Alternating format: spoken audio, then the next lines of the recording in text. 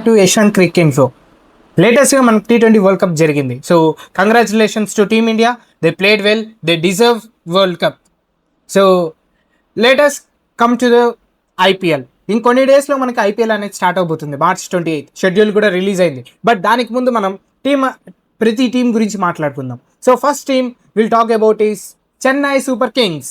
So Chennai super Kings గురించి మాట్లాడాలంటే last సీజన్లో చాలా దారుణంగా పెర్ఫామ్ చేశారు. టాప్ 10లో టాప్ 5లో కాదు కదా, down the order, down the table ఉన్నారనమాట. నిజంగా వెరీ డిసప్పాయింటింగ్ సీజన్ వాళ్ళకి. అండ్ వాళ్ళు ఏం చేంజెస్ చేశారో ఆప్షన్ అనేది ప్రతిదీ మాట్లాడుకుందాం. So let us go to the first round, auction strategy.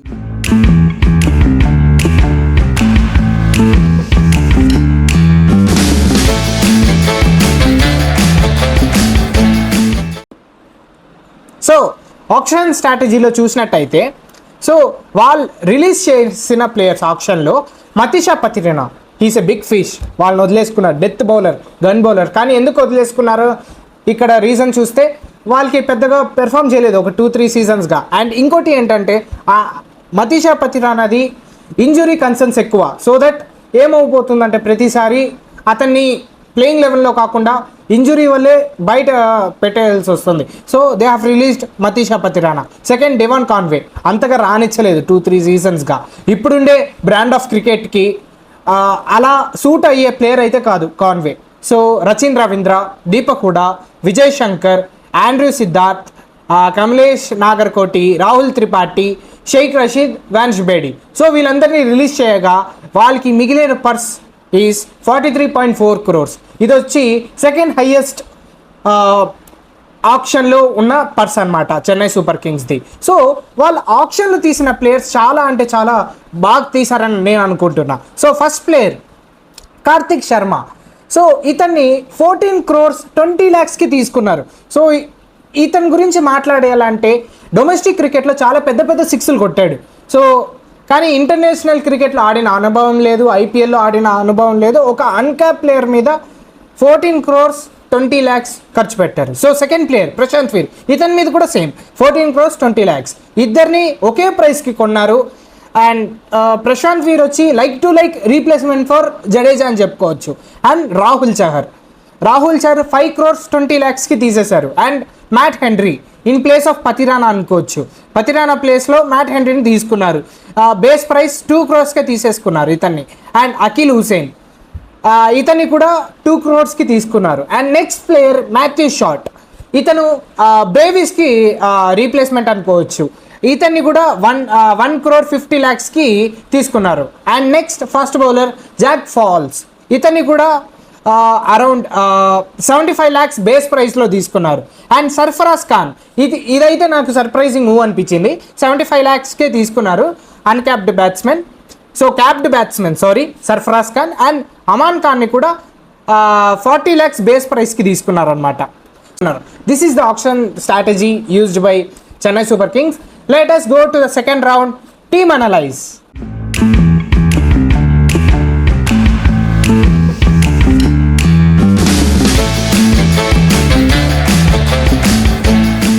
Team analyse గురించి మాట్లాడాలంటే ఫస్ట్ మనం బ్యాటర్స్ గురించి మాట్లాడుకుందాం. బ్యాటర్స్లో ఎవరెవరు ఉన్నారు?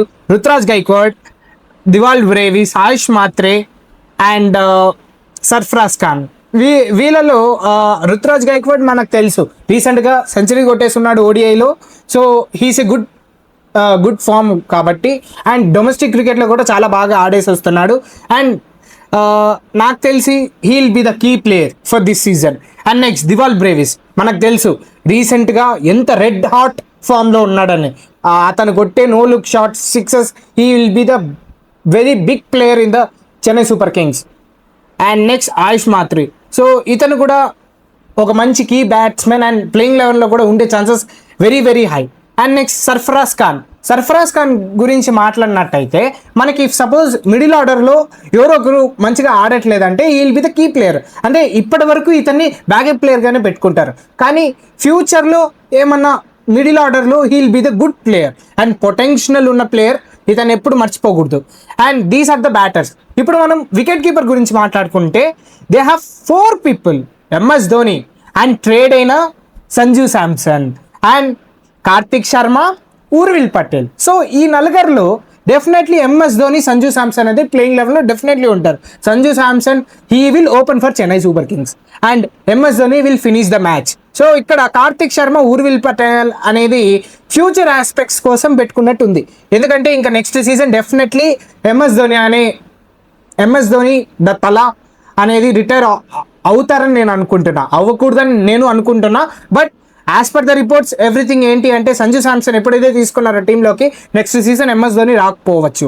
సో దానికి ఒక ఫినిషర్గా Kartik Sharma and Urvil Patel will be the best one down batsmen backup to the Ruturaj Gaikwad. So these are about the batters and wicket keeper batters. ఇప్పుడు మనం ఆల్రౌండర్స్ గురించి మాట్లాడినట్టయితే ఆల్రౌండర్స్లో జెమ్మీ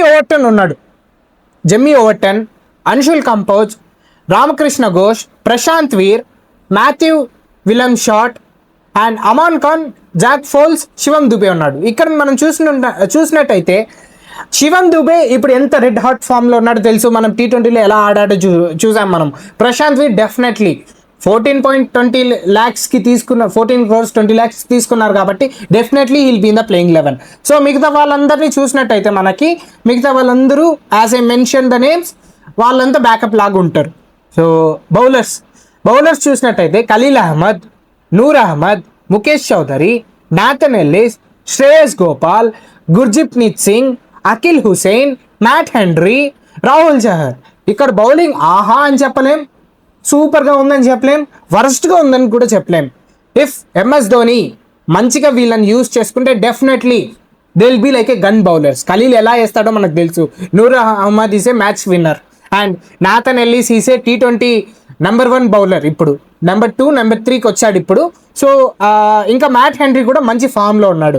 సో అఖిల్ హుసేన్ పవర్ ప్లేలో వేసేటప్పుడు ప్రతిసారి వికెట్స్ తీస్తారు. సో ఇక్కడ కూడా ప్లేయర్స్ చూసినట్టయితే మంచి పిక్స్ చేశారు, కానీ ఒక మంచి డెత్ బౌలర్ అనేది మనకు కనిపించట్లేదు.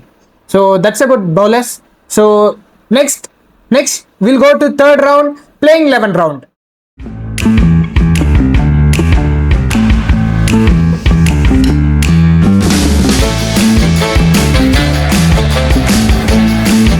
Third round strongest playing 11 round. ఇక్కడ మనం స్ట్రాంగెస్ట్ ప్లేయింగ్ 11 చూద్దాం. సో ఫస్ట్లీ మనం రెడ్ హార్ట్ ఫామ్లో ఉన్న సంజు శాంసన్ మనకు తెలుసు T20 వరల్డ్ కప్లో ఎలా ఆడారు. Last 3 matches he was the man of the series, very good player. So అతనితో డెఫినెట్లీ ఓపెనింగ్ చేపిస్తారు. And Samson and Ayush will be the dangerous openers. నన్ను అడిగితే మిగతా అన్ని టీమ్స్ కంటే they will be like very strong అనమాట. సో శాంసన్, ఆయుష్. వన్ డౌన్గా రుతురాజ్ గైక్వాడ్, ఎందుకంటే స్టార్టింగ్ నుండి రుతురాజే వస్తున్నాడు కాబట్టి 1 డౌన్గా రుతురాజ్ గైక్వాడ్ అండ్ 2 డౌన్గా దూబే, నెక్స్ట్ బ్రేవిస్. సో ఇక్కడ చూసినట్టయితే లెఫ్ట్ టు రైట్ అనేది స్టార్ట్ అవుతుంది. దెన్ బ్రేవిస్ తర్వాత ఒక కొత్త బ్యాట్స్మెన్ వస్తాడు. ఇంతకుముందు రవీంద్ర జడేజా వచ్చి ఆడేవాడు. ఇప్పుడు ప్రశాంత్ వీర్ 14.20 lakhs తీసుకున్నారు. అతన్ని definitely he should come in the place of Ravindra Jadeja. Then అందరూ చెప్పే మాట ప్రశాంత్ వీర్ తర్వాత 7 రావాల్సింది కార్తిక్ శర్మ. కార్తిక్ శర్మని నేను ఈ ప్లేయింగ్ 11లో పెట్టలేను, ఎందుకంటే కార్తిక్ శర్మని కానీ మనం పెడితే కానీ డెఫినెట్లీ కాంబినేషన్ అనేది దెబ్బ తగ్గిపోతుంది. దెబ్బ ఎందుకు తగులుతుంది అంటే అతన్ని పెట్టే వల్ల మనకి ఇంపాక్ట్ ప్లేయర్గా మనం ఒక బౌలర్ని తెచ్చుకోవాలనుకుంటే చాలా కష్టం అవుద్ది. సో బౌలర్ని తెచ్చుకోలేం, ఒక ఎక్స్ట్రా బౌలర్ని ఆడించలేం. సో 5 మెంబర్స్తో పోవాలి అంటే చాలా టఫ్. అలా వెళ్తే మాత్రం పక్క ఎదురు దెబ్బ అవుద్ది సిఎస్కేకి. సో నేను I'm not going keep Karthik Sharma. So Dhoni తర్వాత జెమ్మీ ఓవర్టన్ని పెడుతున్నా, ఎందుకంటే మంచి బ్యాట్స్మెన్ కాదు, మంచి బౌలర్ కాదు, కానీ ఏ టైంలో అయినా అతను మంచి స్టార్ ప్లేయర్ అవ్వగలుగుతాడు అని వేస్తున్నా. అండ్ 3-4 అవర్స్ మినిమం 3 అవర్స్ అన్నా మనం డెఫినెట్లీ జెమ్మీ ఓవర్టన్ దగ్గర మనం యూజ్ చేసుకోవచ్చు. Next Noor Ahmad, Matt Henry, Khaleel Ahmad. ఇక్కడ ఇంపాక్ట్ ప్లేయర్గా కంబోజ్ లేకపోతే రాహుల్ చహర్ని తీసుకోవచ్చు, ఎందుకంటే if suppose the wicket is ఫ్లాట్గా ఉంది, ఫాస్ట్ బౌలర్స్కి బాగా అనుకూలిస్తుందంటే కంబోజ్ని తీసుకోవచ్చు. అది స్పిన్ ఫ్రెండ్లీ వికెట్ అనుకుంటే రాహుల్ చహర్ని తీసుకోవచ్చు. సో ఇది strongest playing 11 for Chennai super kings. So ఇది ఓవరాల్గా చెన్నై సూపర్ కింగ్స్ ప్లే ఆఫ్స్కి వెళ్తుందంటే ఓకే, ఒక 80% వెళ్ళే ఛాన్సెస్ ఉంది, ఎందుకంటే బ్యాటింగ్ డెప్త్ చాలా అంటే చాలా పవర్ఫుల్గా ఉంది. బట్ బౌలింగ్ చూసినట్టయితే కొంచెం ఎక్కడో తేడా కొడుతుంది సీనా అన్నట్టు ఉంది. So this is about Chennai super kings. And next team analyse చేసేదానికి మీరు stay tune to Yashwant Crick info.